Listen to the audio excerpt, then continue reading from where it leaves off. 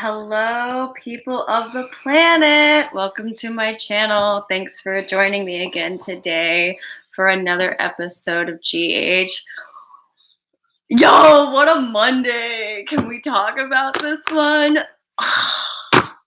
I'm so happy at wedding.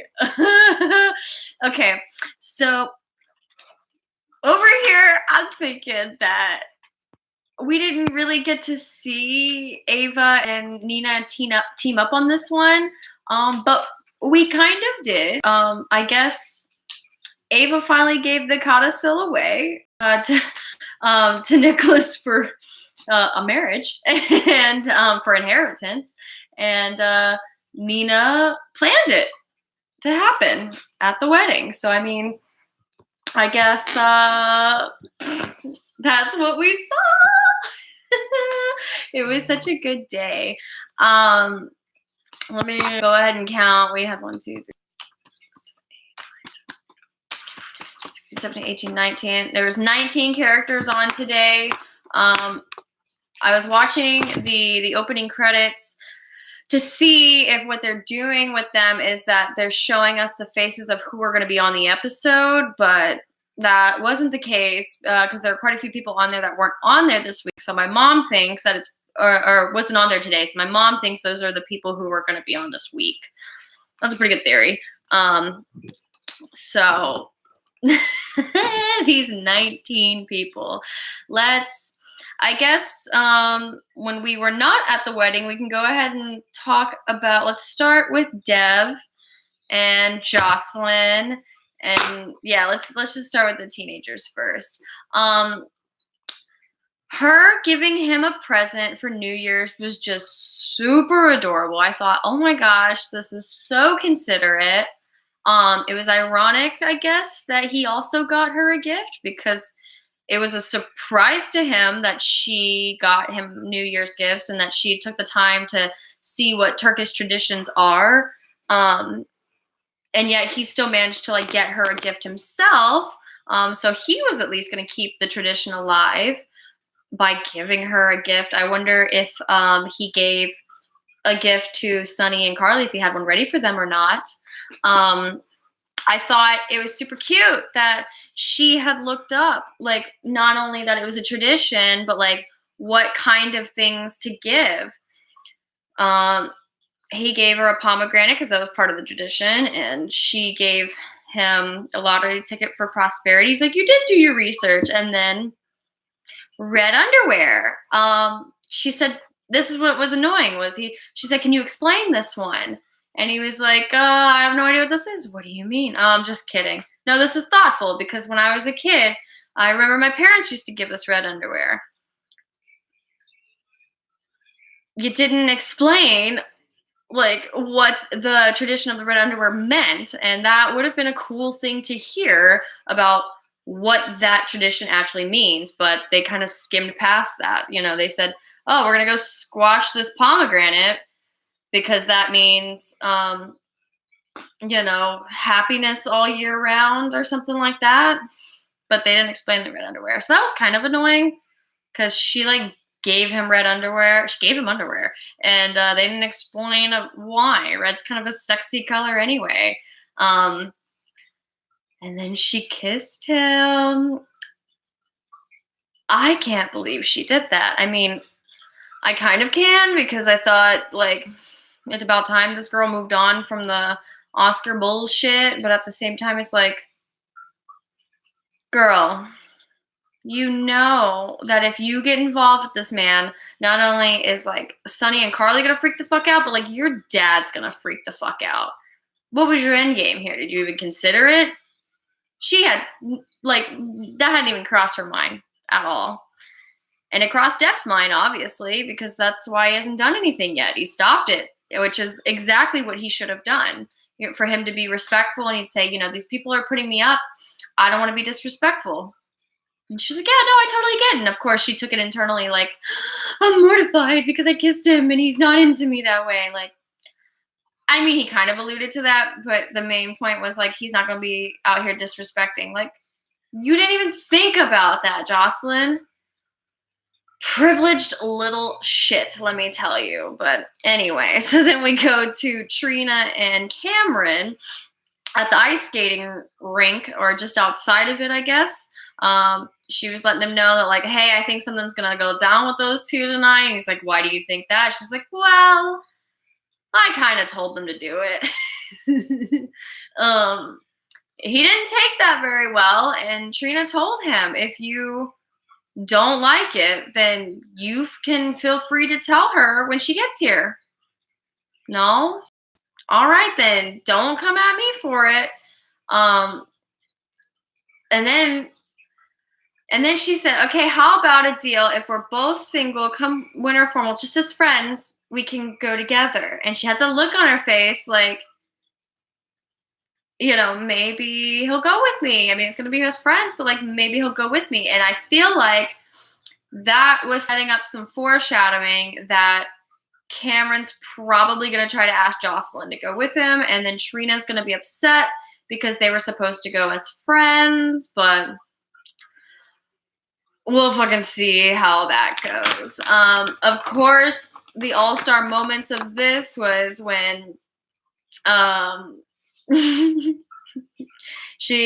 Jocelyn walks up to Trina and she's like, how'd your night go? And she was like, it was the most mortifying night of my life, you mean? It went terribly. It was your fault. Like, that was a good moment. And then Trina's line, well, how am I supposed to live past this? He kissed me, or I kissed Dev, and he rejected me. And she said, welcome to the club. Y'all, we need to keep Trina. I'm gonna say this ever. We need more Trina. I love that little girl. She's so much fire, and I'm so glad we have a character like that with these teenagers, because the rest of these teenagers are so vanilla, like not just like physically, but like their acting and their characterizations are so vanilla compared to Trina. Trina knows how to be funny. She knows how to have a character. She knows how to have spunk. We need more Trina. So, yeah, that was it for those kids. That's pretty much where we spent most of the episode, was with Deb and Joss at the kitchen at Sunny's house. If not, we were with Trina and Cam at the ice skating rink until those kids joined. Other than that, we spent the rest of the episode at the wedding.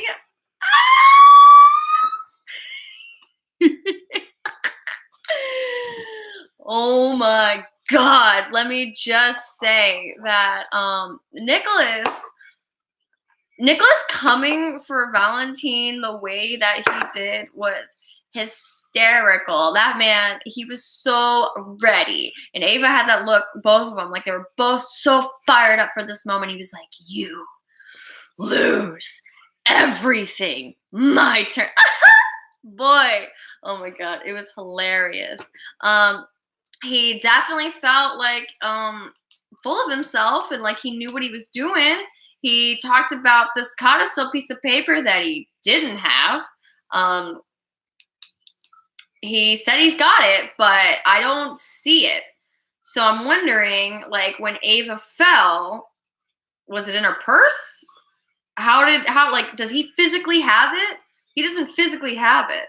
And I don't think Ava physically has it on her. I think she had to have either put it away. She put it in safekeeping, like a safe deposit box, or it was in her purse or something. I guess, because he was very confident that he got a hold of it, but he was not holding it. He acted like he had read it, which kind of makes me think that, like, he had to have seen it. He said not only does the codicil disinherit you, but it says the truth that you are actually Helena's son and not just me, and not Mikos's. So, bomb dropped. I don't know if that one's true, but I definitely didn't see that one coming. I was wondering if they were going to, with this codicil, tell us that, like, he's not really Mikos's kid, that he was somebody else's kid. I didn't expect it to be that, like, is Helena's. So we're gonna see. We're just gonna see how that plays out, because the $10,000 question is, who is his father? You know, if this is Helena's bastard kid, and she convinced Mikos that it was her and his kid, who is his real father?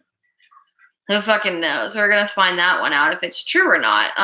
Nina was looking like she believed it, so I don't know if, again, did Nina and Ava and Nikolas have this whole thing already hashed? They had to have already done it, and I guess just kept Jax out of the loop, because Jax acted like he had no idea any of this came through today.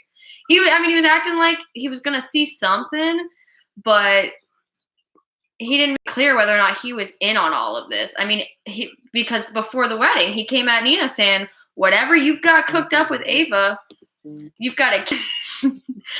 Jax and everybody's standing back and watching, you know, Jordan's fucking face, Curtis's face, all of them standing back watching Nick and Valentine go at it. It was gold. And let me tell you, Valentine played that one as well as he could. He came back tooth and nail. He was like, you little scum, you're not a real Cassadine, you got a fake piece of paper here, you're just making shit up.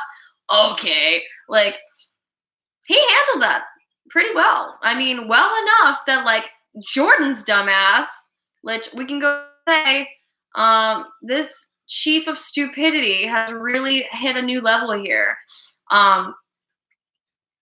I mean, it was staring her right in the face. Ava's yelling it at her. This man just tried to kill me. He just did it. And she didn't arrest him.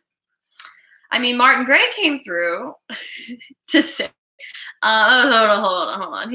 Coming through and saving the day to say, no, while Ava was under the influence, I mean, you all saw her vodka intake was impressive. And really believe the word of Lisa Olbrach when it comes to corpse tampering, because she's pulled shit like this before. They kind of left it at that. I mean, Valentine didn't technically know that he was Helena's son, so it's not like he was there. But he was definitely part of the fight towards Nina with Sasha, which is something she could have arrested him for right then and there, because it was admitted, not just by Nina, but all technically by, okay, he didn't actually admit it. He didn't admit that he did it. He had this whole truth speech, which was pretty impressive writing, by the way. His whole thing about my truth, their truth, that was some damn good writing right there. Because I wanted to root for him. Like, Nina came up to him and said, this all could have been avoided if you could have just told me everything. And yeah, he had the look on his face. He was like, well, here's the truth. The truth is I'm a fuck and I love you too much. And despite you hating me, you're not going to be the antagonist of my story. You're going to be my love. And my truth is that I might not be able to love you the way that you need to be loved, because I don't know how to do that. And the truth is, I don't know if I ever will be able to, but I'm going to just sit here and know that my truth is I love you. And it was, oh my God, like, I don't want Valentine to leave this show. I really like him and I want him to stay. I don't want him to leave. I want him to stay. I want them to fight this out for a while, and I want to figure out a way to keep him here. Please, can we please keep Valentine around? I don't care if he's still like going to be gunning after Nina or makes her jealous with something. I don't give a shit. Just keep Valentine on the show, please. Please. Yeah, so Nick and Valentine's little, I was super here for it. It was a real good moment. Up until it was over, you know, Laura had to be like, okay, come on, let's get out of here. Let's go talk in private. Genie Francis deserves any award you could possibly give for her performance this past year. She is the best actress on the show. Laura Wright's pretty good. She is really good. Tracy, she's good. She's pretty good. Genie Francis. Oh, she's so good. She is so good. And her performance on Nikolas, reading him that riot act. Well, first, just the emotions that came over when she sees him, but then when she started reading him that riot act in public or in private, God damn it, I can't. It was great. It was great. I loved it, and the show needs to keep her around, and of course they're going to. But I just had to shout my girl out on that one. There's always a few people who just kind of stand back and don't really say anything in a few episodes, but they're just there getting screen time. And I wasn't sure if Ava, Liesel, or Kevin going into this was going to be the one-liners. Ava, she came through and she had some good lines, and how she gave us a spin at the end. Liesel said one hilarious line, and Kevin at the same time when we're in private with Lulu, Nick, and Laura. Kevin's just kind of standing back there, and I thought, there's Kevin. And he didn't say shit until Lulu tried to interrupt. Don't interrupt her. Let her speak. It was, what did he say? Yeah, let her speak. And Lulu just, it was good. That was good writing. And then Liesel, whenever Nina's explaining to everybody what's going on, she was like, all I needed was Liesel tell me the truth. And she did. That you tampered with my mother's corpse. And he looked, and she said, I regret nothing. I regret nothing. That's right, Liesel. Regret nothing. You keep a hold of Nina as hard as you can, because apparently that's all you give a shit about, because she never talks about that grandchild. She never really, I mean, every once in a while she brings it up, but Nina's her love. And I think when this is all said and done, I'm not sure if Lisa lives at Cassadine Island right now, but I'm pretty sure those two are probably going to live together, because Peter lives with Maxie. So it's not like those people are all going to get a house together. Well, at least until that happens. But we still got a whole 2020 to handle that one. Let me refer to my notes here. See what else I want to talk about. I was pretty impressed with Maxie using the term sordid history. I thought, good word, Maxie. That's a good word. I forget how smart she is sometimes until she says some smart shit, you know? Nina says, you could have told me everything. I know.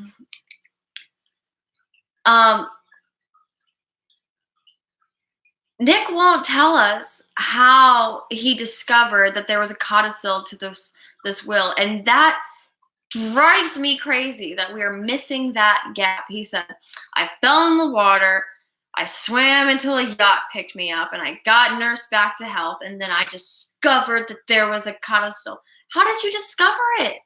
How? How did you know? The painting was at Cassadine Island this whole time, and you're saying that the clues were inside the painting, or if you stared long enough at the painting, you would see that there are clues to know that there's a codicil in it.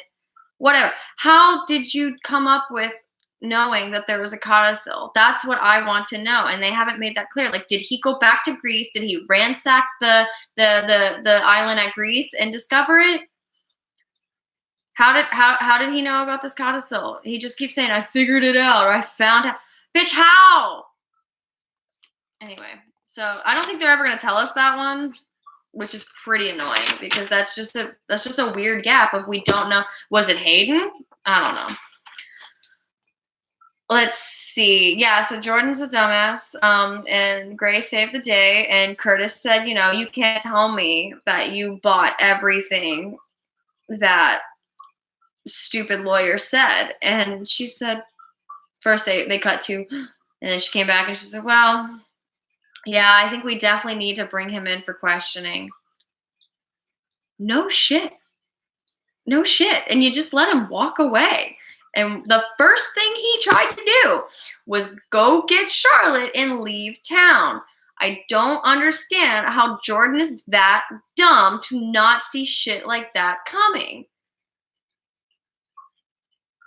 But they make her incompetent, and it's really upsetting that she is that dumb. We've never had a police commissioner that dumb.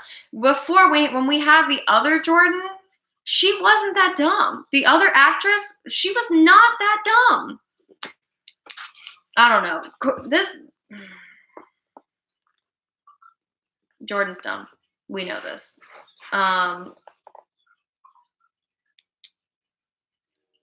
Let's see.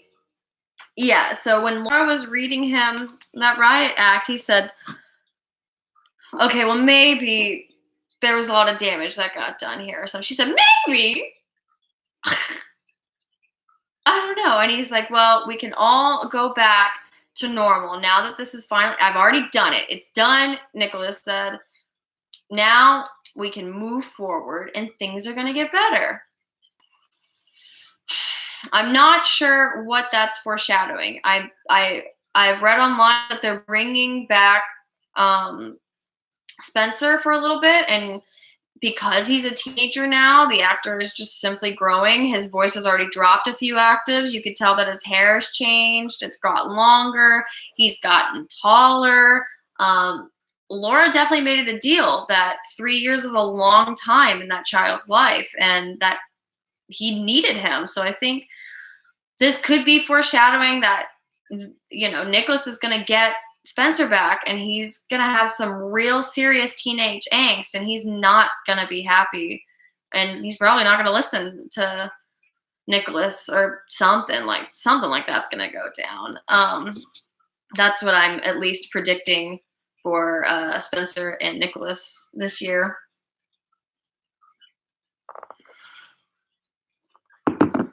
And then, yeah, so we end the episode with him and Ava deciding to get married. I guess this was what she used as leverage for him to get the codicil, was, I will give you the codicil, but you're going to have to marry me and, like, give me all your money because I'm Ava and I like money. I think that has to be it. Because it's, I mean, well, I guess it's for Avery's inheritance as well. Because it's not, I was like, who is she thinking about? Avery's already got what she needs from Sonny, and Sonny's pretty wealthy, but I don't think Ava's doing this for status. She wants his money for something. She needs him to invest in something. That's what I think it is. It's got to be for his money. But who knows? Maybe we're going to see later what she actually needs from him. This is kind of weird because he referred to Hayden when he first time he saw her as his darling wife. That, you know, they're still technically married because he didn't actually die. So they probably divorced off screen. You know, he sent her away to go be in hiding, and then sent her divorce papers at the same time, and then she was like, fuck you, and then just signed it away.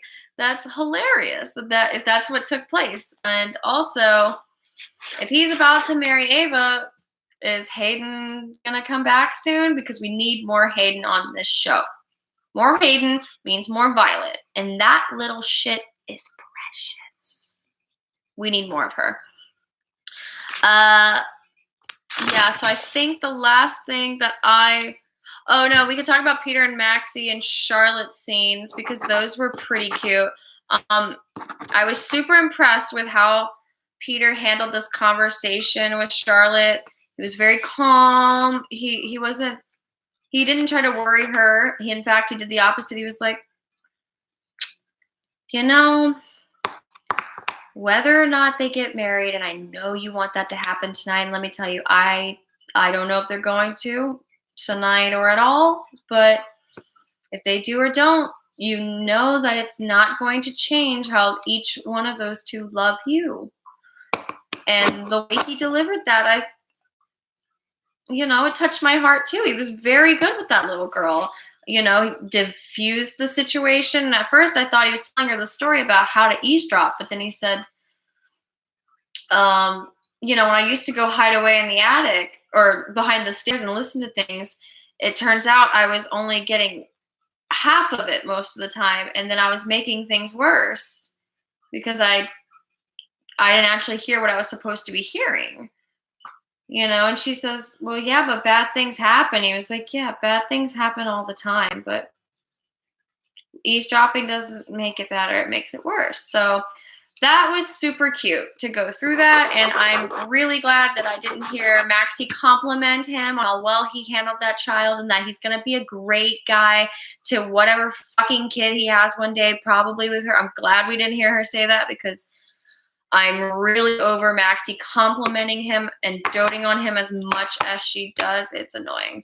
Instead, they just talked about how weird all this is and how she didn't know how she was going to tell her friend that, her brother's a piece of shit and life's going to be hard. So those were cute moments, I guess, up until Valentine came in to try to take his ma petite. He was like, we got to go.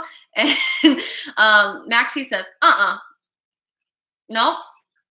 Because Maxie was standing there right in the way. She knew he was about to take that child and leave town. And she was like, nope. We're going to come back and she's going to say, you can leave. But you ain't taking that child with you. Her mother does not know about it.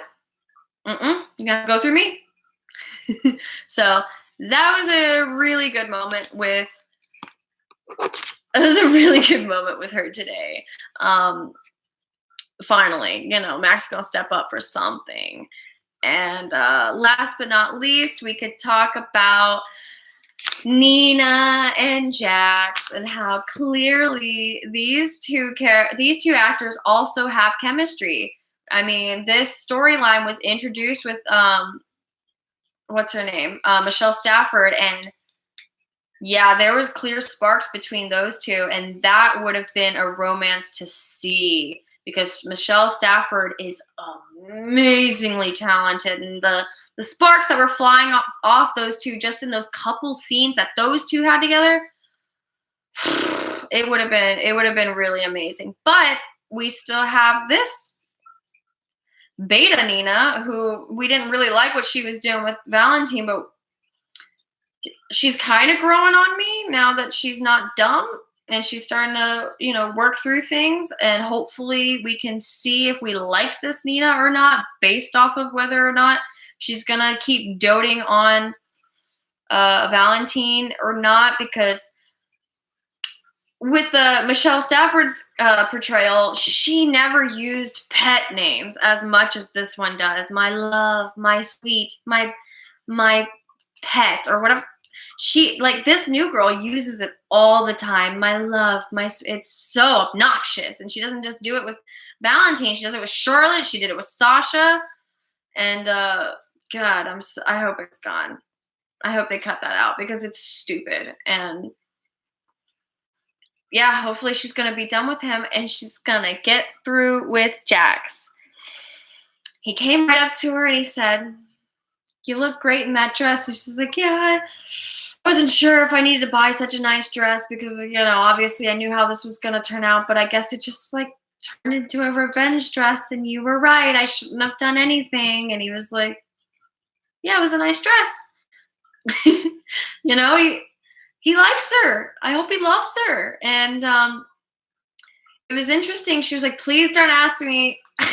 She said, please don't ask me if I'm okay because I'm obviously not. And he said, no, I was going to ask you if there's any way I could help you. And she kind of looked at him and went, oh, internally you could see it. And then, they talked about the dress and she was like, yeah, I should probably get out of this dress now. And he was like, okay. And I just thought the proper what he wanted to say was, I could help with that. You can see it all over his face, but Jax is respectful. And looking at the previews for tomorrow, Nina sitting there going, the only thing I really caught was, she's saying, I got to get out of this house. So I wonder if Jax is going to whisk her away again. Probably. Looks like we're going to see Finola Hughes and some Finn tomorrow. So they can, which is great because I love having those two around. And some other, Valentine punches Peter in the stomach. That's kind of funny because that's like his only friend left. Martin Gray's just a hired hand, so. Oh, I guess why he probably hit him was because, Maxie tomorrow, what's going to happen is she's going to stand there and she's going to say, no, give me that child. You can't take her. In fact, you can't alone with her now. Give me that child. And she's going to walk out of the room with it, and then he'll punch him in the stomach. That's my prediction for tomorrow. Yeah. Thanks for sticking with me on this one. Please hit the like button if you thought I'm getting better at it than I have been lately, and comment if you want to chat about it. See you tomorrow.